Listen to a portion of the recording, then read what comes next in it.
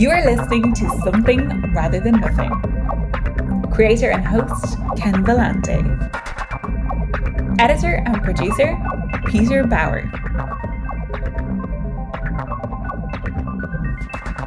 Like 4 steps that occurred, like in my head, it's like, okay, cool.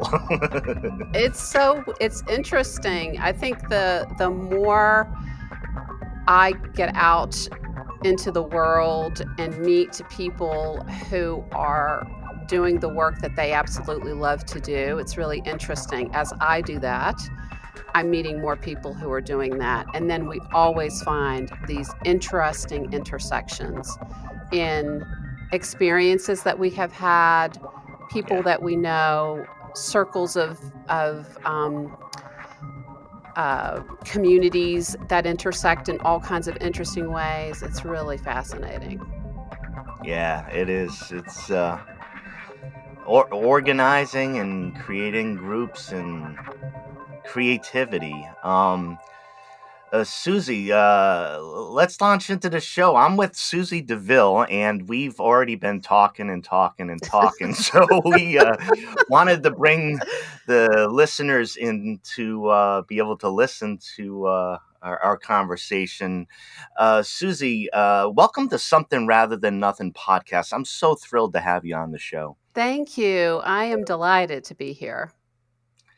Yeah, and I know when I was looking at the things you think about in your creativity that there'd be like just a whole bunch of ways to go about, asking you the big questions and learning about your work. So we'll probably just ease into all that. But I wanted to introduce you and to tell about folks that Susie's an author. She's a coach. She's an entrepreneur. She's writing a book, and I encountered her work from a guest on the podcast, David Verespi, who's a wonderful photographer and a friend of mine from the University of Rhode Island, and made the connection over to Susie, and she just does such incredible work. I wasn't quite sure how to start, but I know for you, Susie, it's been a bit of a journey for like where you are now, using creativity and connecting to that. Well, could you just tell a little bit about how you arrived to where you're, writing a book and have transformed yourself and your thinking? So I was definitely one of the folks who believed that I was not artistic or creative growing up. And certainly believed that up until as recently as probably 7 years ago. And I had this very narrow definition of what creativity actually is. I believed that if you were able to draw or paint something in a realistic manner that actually looked like the subject that you were trying to capture, that meant you were artistic. And that was the very narrow focus, very narrow lens through which I viewed it, which is strange because I grew up in a family with very creative, very artistic people. My father was an artistic entrepreneur and engineer, and everything he did was creative. My mom is a retired school teacher, and I watched her create lesson plans and activities for her kids all throughout my childhood. My brother and sister are enormously creative, highly intuitive, imaginative people, and we played all the time outside, creating all kinds of little imaginary worlds. So for me to arrive in my 40s still believing that I'm not creative was kind of an interesting thing. And it just shows you how pervasive that cultural teaching is in us. And so I entered into the world of creativity through a door when I was in a innovation and creativity class, which was a part of my master's program. This was in 2005, 2006.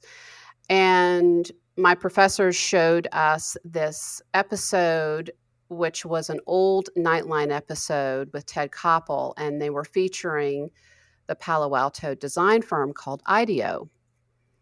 And this presentation, it was probably no more than 15 to 20 minutes of a clip showing how this firm went about the process of redesigning an everyday object. It happened to be a shopping cart, but they showed their design thinking process as well as the culture inside the organization and their values, which was to encourage wild ideas and that there's no bad ideas, and that the group succeeds over the quote unquote genius of the single person, the lone genius. Yeah.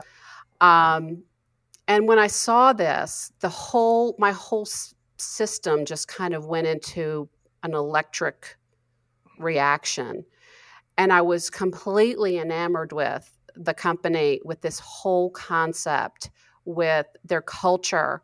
They were also blending ethnography into their field work. And I was trained as an anthropologist in my undergraduate education. And so I thought, oh my gosh, this is incredible. And it set me on this path of researching everything that I could get my hands on in the world of innovation and creativity. So that was approaching it through the way that I moved in the world, which was this very left-brained, intellectual, linear thinking, logical person. And I was just gathering information and writing about it and working. I began working with clients, and I would take what I was learning and finding out and infusing it into the coaching work that I was doing with individuals and teams. And it was enormously exciting and satisfying. And it wasn't until I went through what I lovingly refer to as my nuclear winter, which was when the markets crashed in 2008. Everything in my life was just on fire. I was in real estate at the time. So I began my real estate career in 2001, and I'm still a licensed broker. But at that point, it was one of the main ways for us to make a living. And my ex-husband was a contractor, so we had the double whammy to the household finances because everything just stopped. But my marriage also stopped at that same time. So it was this point of just sort of sitting in this unrecognizable life. And what it gave me was this incredible opportunity to try new things. So I made the decision to launch my own real estate company in the middle of the Great Recession. And also began really pursuing my own path to creativity. And at the end of this trying time, which was around the end of 2013, I began traveling again, which I had done. I had traveled around the world, and I had traveled all over Europe and Asia. And I had stopped when I got married and had kids. So when I was sort of relaunched into the world, I started traveling again. And that put me even more closely connected into this passion that I have for the world of art and art making. And Paris was the linchpin there. And it really just woke me up in a new way. And then I began taking art lessons and developing my ability to sketch and paint and do collage work and mixed media and photography. And then I started writing and started sort of pouring out of me this process that I had been through. And it wasn't until about 2 years ago that I started to put all of that together into a book. And I started with about 130,000 words, and it was this giant drippy, gloppy mess of clay. And I began working with a wonderful mentor, editor and mentor and publishing genius who helped me shape it into Yeah. a good manuscript. Wonderful. And what's the timeline for the book? Has that been set as far as the book? Yes, it is going to be released on September 6th of this year. So we're in the final phases of copy edit reviews right now, and then it'll go off to the printer. Yeah, congratulations on Thank that. I'm you. so excited about a lot that you had to say. I guess a couple things that I would mention. I really connected what you were saying about this narrow definition of artist and how predominant. I mean, I found it kind of wild how you ended up with kind of the narrow, for your own mind. And I've been around a lot of environments myself where I should have had a more expansive idea as well, I think, previously, but it's very similar for me as far as self-identification with creativity and being artful and being an artist has really just been for the last 5-6 years of my life. And I'm 49, so it's a small sample. And again, being around where it feels like you should know better or reject more just out of hand, and you don't, shows how pervasive it is. I had a particular question. It had to do about creativity and the example you put about. I think you were pointing to kind of like this kind of collective work group process and the creativity that went around that. And it sounded so strange because it's not what we have in a lot of our environments, to problem solve and to create. What do you think is the reason for the very narrow focus on solving things like in work or productivity, and why is the creative kind of, it seems to be marginalized? Why do you think that dynamic exists? Well, one of the things that I became involved with when I moved back from London to Highlands, I was thinking about becoming a teacher, following in my mom's footsteps. And I got the idea to go volunteer at the school to just make sure before I went back and got another piece of paper that this was something that I wanted to do. And I had all of these wild ideas of all this creative writing work that I was going to do with these kids in high school. And the teacher invited me in, and we started to have our first lesson and lecture. And I learned very quickly there were a lot of kids who were not on grade level for reading. And so I scrapped that whole plan and, long story short, ended up starting a literacy council in Highlands. And what I learned was that this was my very beginning understanding of how the world is structured and how people learn and what their preferred channels for processing information are. It was my very beginning foray into this whole world. And what I discovered was that the world is set up for left-brained people. The educational world in particular. So if you think about how a classroom typically looks, everybody's sitting in rows.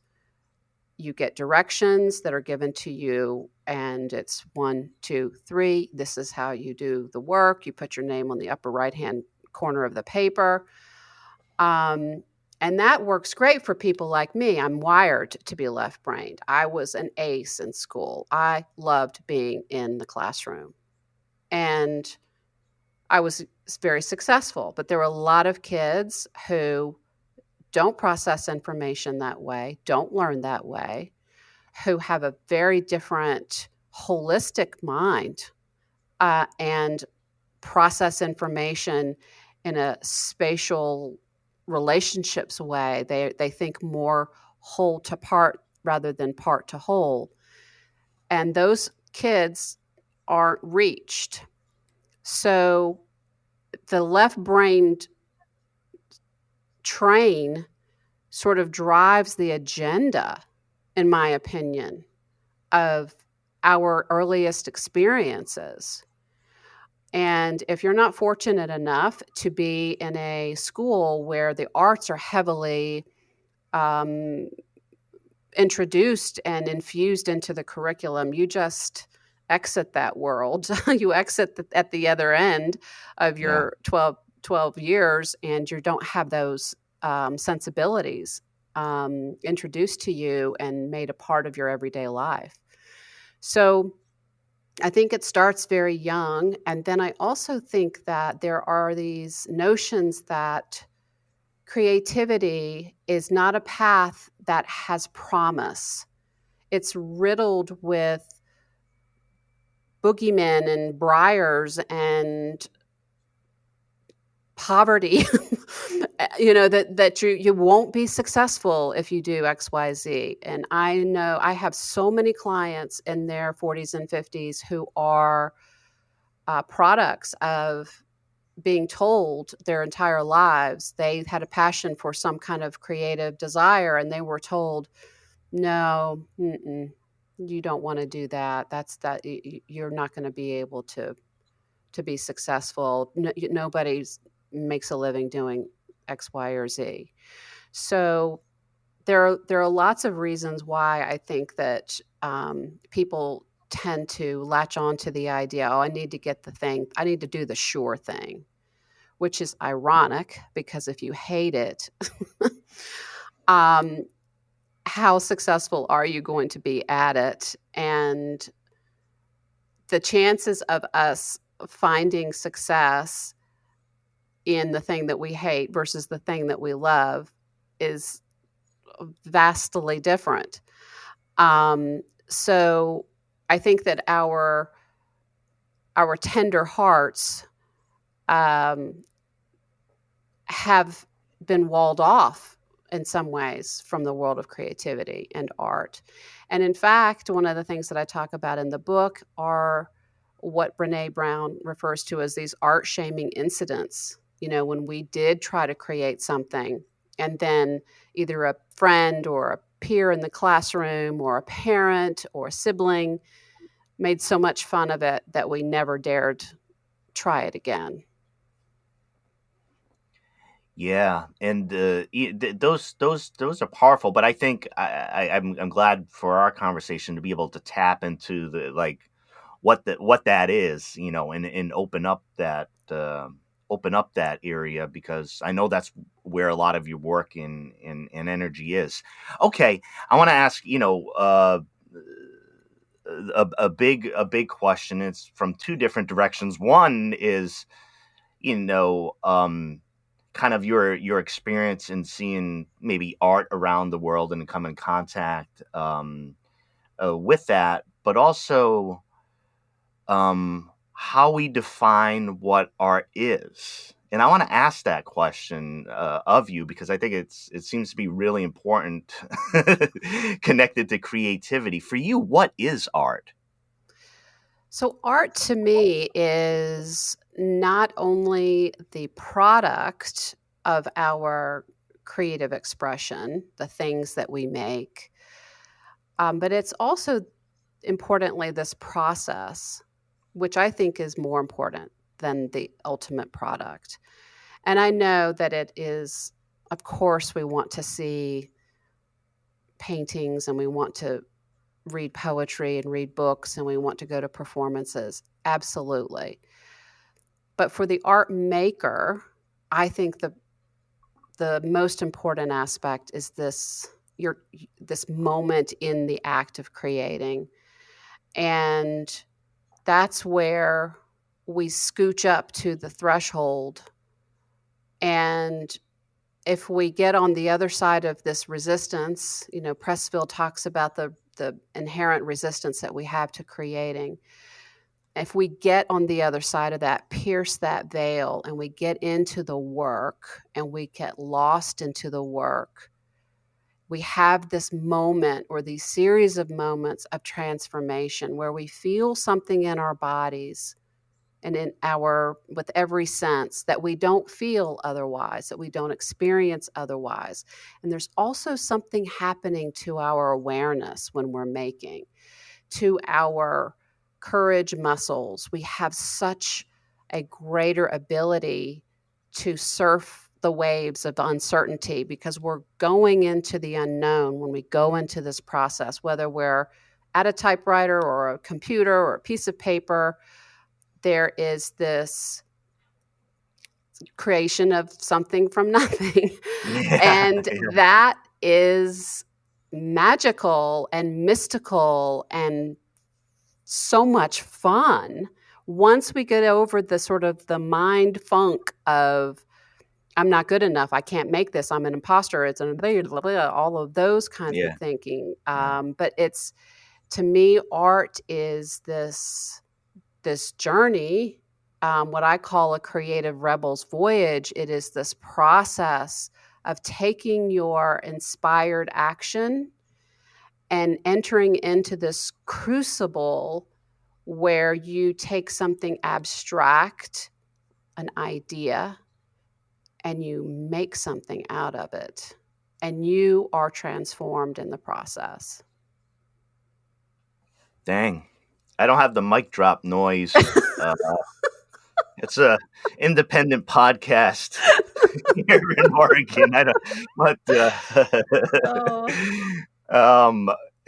well, and thank you, because I think one of the things what I've heard and kind of gets me excited is the energy, is like some sort of breakthrough, is some sort of radical juncture of a way to exist that is disruptive and a radical, like you said, a move from, the mundane and existing in that. And I'm really interested. I want to, in this particular question, Susie, and you talking about the creative act of writing. So I'm English lit major, philosophy guy, consume books in a very, intense manner, audio and reading.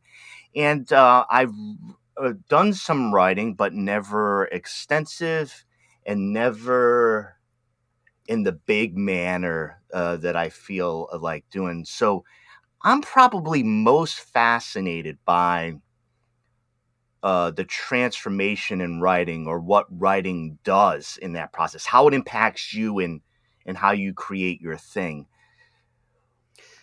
What with writing? Yeah, with writing for you, what happened? Well, I always loved to keep a diary when I was a kid. And I don't know if you know the book Harriet the Spy. So Yeah. she was a role model. I mean, just the not the spying part, but the paying attention part and the jotting down of notes. So that part I had as a child, but it really wasn't until probably into right around the time my son was born. I began to write in a journal, and I didn't know it was morning pages, a la Julia Cameron from The Artist's Way. I didn't know it was morning pages, but that's what I was doing. And I was processing my fears over parenting. I didn't know if I had the right stuff. I was so anxiety ridden. I thought, I don't want to mess this up. How, and I had all these jumbly thoughts. And so I thought, I'm just going to start writing all this down. And it was enormously cathartic and helpful to me. And I could just get up in the morning and write several pages of all of this gunk that was in my head, get it out on a piece of paper, close the notebook, and then I could give Adam all of me. He had my full attention my best self. And so after several years of doing that, I became very much a believer in the power of journaling. And then when I read The Artist's Way and saw how doing morning pages, which she refers to as it's 3 pages of longhand that you write every morning. And it's just a collection of your fears, your frustrations, your triumphs, the things that excite you. It's just a way to get everything out of your mind and move on. She used that as a way to explain how you could link that to creative recovery. That switched something on in my mind, because then I realized I'm not just doing kind of a brain dump here of what's happening inside of my heart and in my mind. I'm opening myself up to something else. So it wasn't just getting it down, it was also getting something in. And I thought, so I started really devoting and practicing and being consistent with morning pages. And that was my bridge to beginning to write blog posts about creativity and these ideas that I was having from the research that I was doing around innovation and creativity and the work I was doing with entrepreneurs and creators.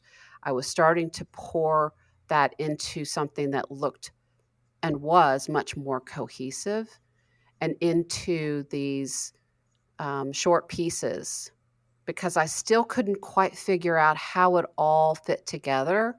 But I just started writing blog posts that were from the same energetic stance of morning pages. I wasn't worried about it being great. I wasn't concerned that it wasn't complete. I was happy to prototype it and get it out there and put it up for the world to see it. And so that was kind of the progression. And then it wasn't until a couple of years ago where I really got clear, after having my own experience in the world of making art myself. Then I started putting all these little skips of the record that I had around how everything fit together started to make a lot of sense to me. And that's when I transformed my writing of these little blog posts into a new framework for how to think about creativity. Yeah. And I liked to hear about how you allowed yourself on the blog just to kind of extend some of the way you were writing before, just like not perfect. The piece isn't done, but it's almost like bumping to somebody up on the street, right? Like it's not all rehearsed and everything. Like, hey, here's what's going on with me. Here's what's happening, and allowed for that. Yeah. Well, and for me to come from the world of academic writing, it was a big change. And for me, a recovering perfectionist, it was a big change. But what was interesting to me was, even though it wasn't complete, quote unquote, it resonated so well.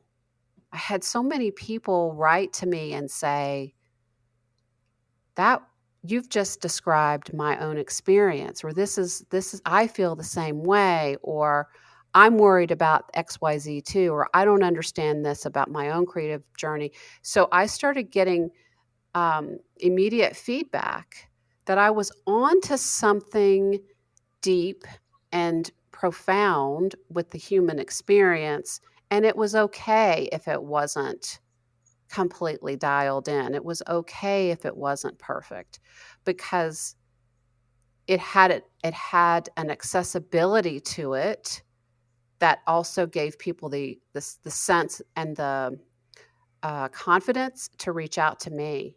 They didn't have, their ideas weren't fully formed either. So it was a really nice confirmation that these little breadcrumbs of ideas and thoughts were accumulating into something really interesting. Yeah, and it probably felt very human to a lot of folks, not a this object to respond to, and is a way to interact and converse, right? Yes. Yes. Um, I really thank you for taking the time on writing. I've actually had a couple writers on recently, and I get on these writing jags, and I adore writing, and I adore the written word. Susie, uh, so many different things to talk about, but I wanted to ask another big question, and it has to do with who you are. The big question I have is, what or who made you who you are now? Well, I grew up, and I'm biased, of course, but I grew up in one of the most beautiful places in the world. So the landscape of the mountains of Western North Carolina, these old, rolling, worn, nurturing mountains, um, influenced me greatly. And I spent a lot of time as a kid out in the woods, playing in the woods, creating these imaginary worlds and talking to trees and appreciating the beauty of this place. So I was tuned from a very early age to understand the power of nature and beauty on how I felt and how I thought. And I also was alone. I mean, even though I had tons of friends and a brother and a sister that I played with all the time, I also spent a lot of time in nature alone. And it let me hear myself think and understand how I saw myself in the world and get clues about what it was that I loved, and a lot of important self knowledge and understanding of what I dreamt about and what really brought my energy up came from this landscape. So it was hugely impactful. And of course, my parents and my brother and sister influenced me tremendously. Always the sort of messaging in the household was kindness and tolerance and love, and the appreciation of art, whether it was man-made or from Mother Nature. And also a spirit of giving back and being a good citizen. Those values were hugely influential on me. And then also, of course, my good old nuclear winter Yeah. and my own creative rebel's voyage, my own path to discovering my creativity.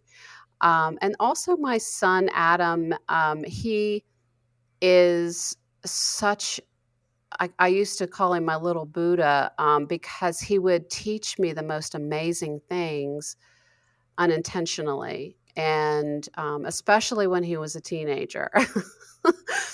But he still does it. He's 22. But I was reminded by Adam to reclaim my playfulness and to not work so hard and let go of expectations and ideas of what something should be. So he has this incredible way of encouraging us to stay into the heart of who we truly are, which is fascinating to me because that's what my whole book is about. So in many ways, he is both my ideal reader and the inspiration for the book. Wow, that's powerful. And I think even I got even tripped up listening to you how like you were getting good advice from your son during the teenage years. I was starting. It's that flip. It's that radical flip, right? Of like, yeah, you can learn. You can learn. I was routinely schooled, but in a I love. beautiful way. In a No, I beautiful way. love it. We're talking with Susie deVille, author, coach, entrepreneur, and Susie. I want you to tell the listeners about your Innovation and Creativity Institute. What's that? What goes on? So it is the home, which is currently online, but I hope to create a physical space and studio. And my work is with entrepreneurs and creators, and my passion is really to help entrepreneurs and creators create aligned, exceptional enterprises by reclaiming their inspired creativity and leveraging the power of who they truly are. So I created this framework to coach clients, and I learned that I could get people to their end desired feeling state, which for the most part, people are really looking for freedom. Success, yes, but that's also, you could say that's also roped into freedom. And I learned that if we can inspire ourselves and go through this process, we get to the places where we want to go. And it has absolutely nothing to do with more productivity, which is what we're taught. It has nothing to do with getting really great at management and strategies, although that is important, certainly, as a part of the creative and entrepreneurial path. But we need to do what Paulo Coelho talks about, which is we need to inspire ourselves, literally breathing in beauty, passion, what it is that we love, time in nature, being with the people we love. We need to fill ourselves with all of that first. So inspiring ourselves. Then we have the ability to expire, which is to create. And so many of us get caught on this gerbil wheel of, I got to do more, I got to do more. I'm looking over here and I'm seeing this person do this. I'm seeing these people do that. And I think I need to be doing all of these things, working harder, buckling down, discipline. And those things take us much further away from what it is that our heart wants and what it is that we want to have happen.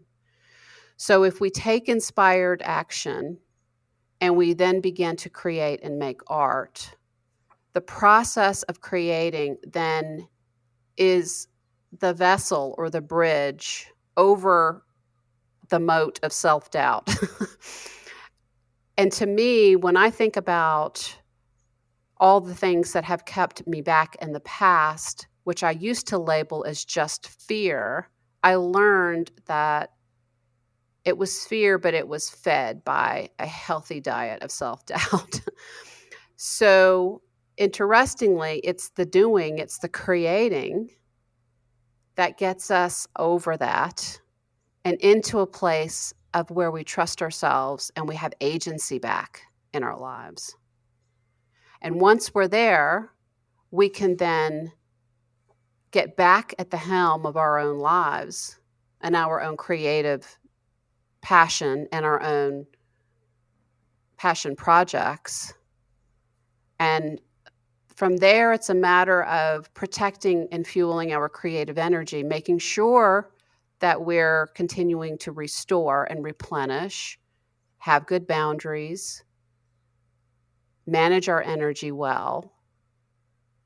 And at the end of this cycle is what we're dreaming about, which is experiencing freedom in a way that we only thought was possible for a few people, but never certainly ourselves. Yeah. And you said, Susie, you said a big couple words that stuck out for me is trust yourself, right? Is trust in yourself in that. How do you get folks to the point where they're there? Like they trust it. They trust themselves. Well, it's that magical moment of crossing the threshold, of approaching the work, approaching the project, approaching the creative act, and going forward. So it could be, for an entrepreneur, it could be launching or creating a new product, let's say, or a program. And all the self-doubt talk, which is, I don't have what it takes, I don't know all the steps, I don't have all the technical stuff figured out, I don't have the resources, who am I to even think that I can even possibly do such a thing? And what we don't know is that you're qualified in the doing. It's the process of going into it and not knowing, being willing to not know, to not have all the pieces, to not be able to see how it's all going to play out. How is this all going to fit together? Is it going to all fit together? So it's the willingness to start and the heart to keep going, even when you're in the woods and it's completely dark and you can only just keep your feet from getting tangled up in the roots that are all around you or the rocks that are all around you. You're only able to just not trip. But that's enough. And we're unaccustomed to being in so much uncertainty. That's where art making is so brilliant and so fulfilling and so transformational, because it builds the muscles for us to stay in the place of uncertainty and just keep making the next step and doing the next thing, and understanding that nobody knows what the heck they're doing. If somebody says they have it all figured out, they're fibbing. Yeah. But when you embrace this uncertainty and surrender into it, all the universe starts to conspire on your behalf. It's amazing what happens. You get ideas, support comes to you, connections come to you, understanding of a new idea that you can try and prototype and give something a go. All of this starts to happen. There is a magic in the doing. And if we're willing for it to be ugly and kind of like Bambi on the ice, of like out of control looking, out of control feeling, if we're willing for it to go through these leggy teenager awkward phases, we're going to be just fine. We're going to make something amazing. We're going to learn a ton. We're going to be changed in the doing, and the thing you will create it, you will make it, even though when you start, you can't see how that's even remotely possible. Yeah. And I heard a lot of it's not two different ways, but two different components as far as that transformation and the individual and how they go through the transformation. I've also been really intrigued in comments that you've had around the general environment, such as where you are, Western North Carolina. You talk about, I haven't been to that particular area, but you describe the environment and where you're creating. And prior to going to a couple big questions right at the end here, I wanted to ask you, Susie, about the environment. You found yourself in the physical locale environment, which helpful for you when you talk with folks, you talk with clients, and you discuss this. Is there something that somebody who's needs to be in the right space, the right spot to create? Is there something people should be considering?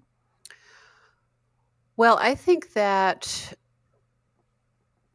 beauty is something that we all need much more of in our lives. And how you infuse it into your daily existence is in and of itself, I think, a creative act. But if you don't have maybe the woods to scamper off to, or the beach, or some other scenic spot, we can create beautiful moments and beautiful energetic exchanges, beautiful states of mind. One of the things that I talk about in the book is curating a beautiful mind, and very intentionally, like you're a museum director, and instead of putting beautiful things on the walls of the museum, you're putting beautiful things on the walls of your mind. So that's dissolving limiting beliefs. That's having intentional thinking. That's using the power of meditation. That's using your creative acts to bring beauty into your body, into your mind, into your daily life. And just one practical thing that people can do is just to create a place in their home where it's filled with what they love. If they have one corner that has a few special things for them that connect them to what it is that brings them alive, that has a unique power in and of itself. And if you start there and then you branch out to be more of an adventurer on beauty's behalf, and you look for it, because you can find it in the most incredible ways once you start to pay attention. One of the things that sketching taught me was how routinely closed off from the world that I was. And I understood, after being forced how to see again, see in a new way, I started to see lines and shadow and shapes in the world. Even standing in line at the grocery store, you can be moved if you let yourself see with a completely new set of eyes. And if you're seeking beauty, you will definitely find it. Our minds tend to look for evidence of what it is that we believe to be true. So if you believe that the world is beautiful and filled with beautiful things, you will see them everywhere. And that, to me, is a very powerful and transformational way to live. Yeah, thank you. And there's such incredible power within that. I found myself in the unenviable role of, like, I find myself listening to you because I'm captivated by what you're saying, but I'm also hosting a show, so I start to relax a little bit more and being like, okay, I'm learning. But I do also have to run the podcast for the audience's behalf. Okay, Susie, big question. And I think you have some insights into this. Why is there something rather than nothing? Well, I believe that consciousness wants to create. And with my very rudimentary thimbleful of knowledge about quantum physics and how it works, is that I understand that when there is a wave, and we put an energetic wave, and we put our attention and intention on it, it becomes a particle.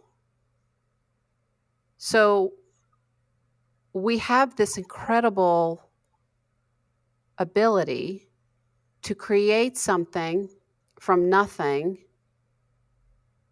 with intention and attention. And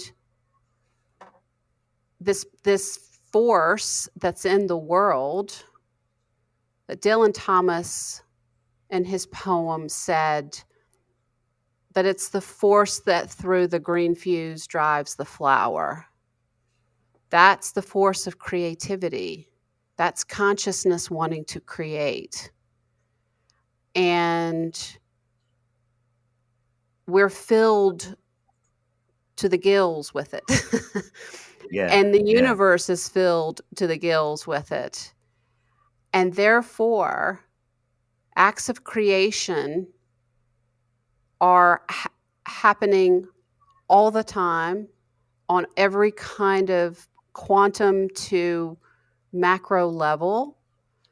And it is the driving force, I think, of the divine and of life itself. Life wants to exist.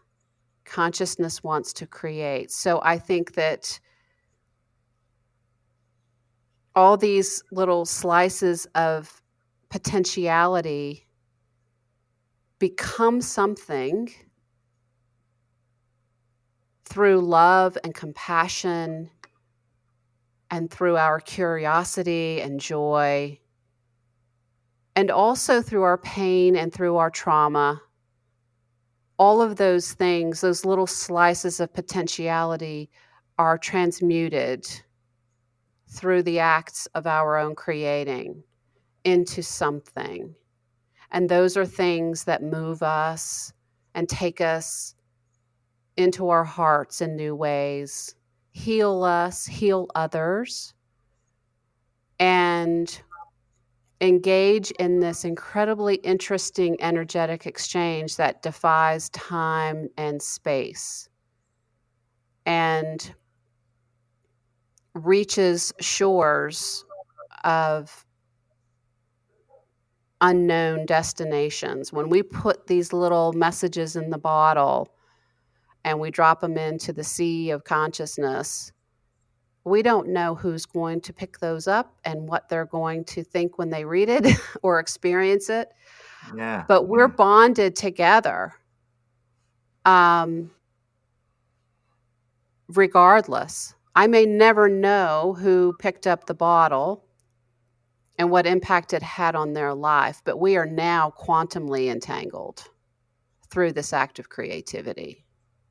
And that to me is amazing. Yeah, it is. That really is amazing. I appreciate your answer as well. Asking this question over time, physics, philosophy, the mundane, the profound. I really appreciate your thoughts, and I really appreciate talking to you, Susie. I mean, I kind of mentioned, listening and learning, but just there's some themes in my show and many things that I've learned. I've learned so much, but the integration of healing, of healing to creativity, of expression, things like freedom and comfort and health. It's you keep really getting into that, and those are just so important to me. It's part of why I explore these questions and explore them with you. But Susie, before we let you go, I wanted to open this up. I know you do a lot of incredible things. We talked about the book and we talked about the institute, but I was wondering if you could kind of like let listeners know how to connect with you, or what you do in a way that's comfortable for you, as far as what you have, and how you interact with artists and creators and others. Sure.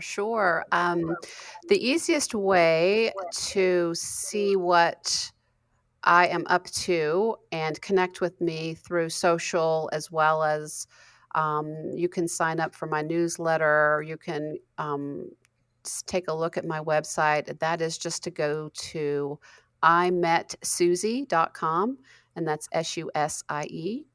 So imetsusie.com. Also, I would love it if people would take a look at my book, which is called Buoyant, The Entrepreneur's Guide to Becoming Wildly Successful, Creative, and Free. Take a look at that. You can pre-order it now. I would love for folks to see that. And also, I think the best way for me to describe what it is that I do is to say that when I work with entrepreneurs and creators, I am really in a support role in their wild season of becoming. And I use what I have learned over the last 15 years in terms of research and my own experience, as well as my entrepreneurial experience and my own Creative Rebels voyage, to be a Sherpa on the journey and to help entrepreneurs and creators really reconnect with who it is that they truly are and leverage that to be at their highest and best, to do the work that they came here to do.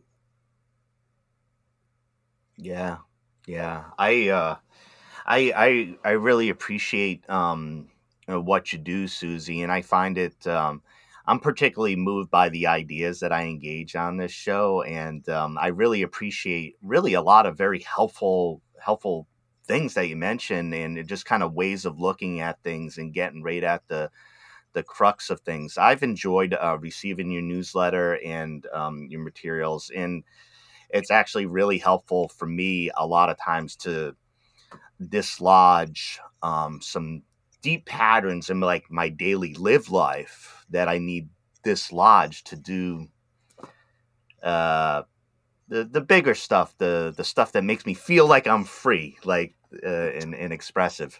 Yeah. That's the key.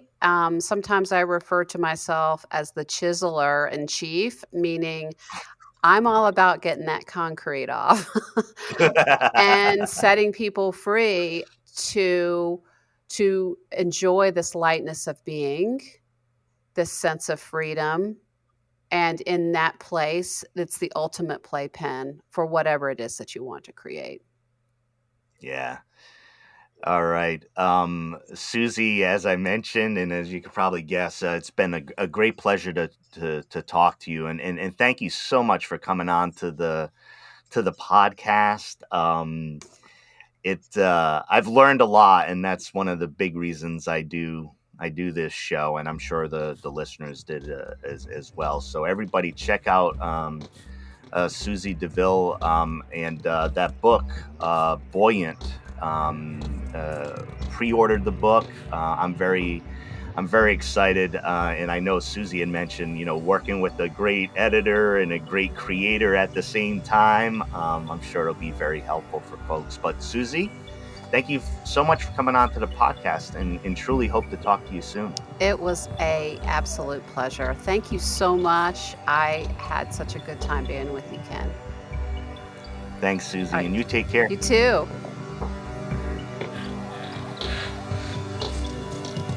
This is Something Rather Than Nothing.